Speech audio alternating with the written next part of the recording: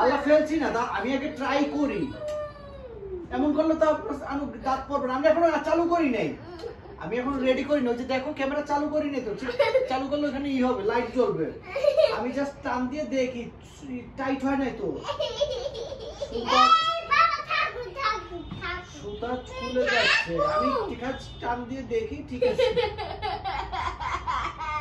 আল্লাহ, এটা বোকা মেনা, আমি তো কিছু করছি না। দাঁড়া দাঁড়া দেখি। আল্লাহ আল্লাহ, কেমন করে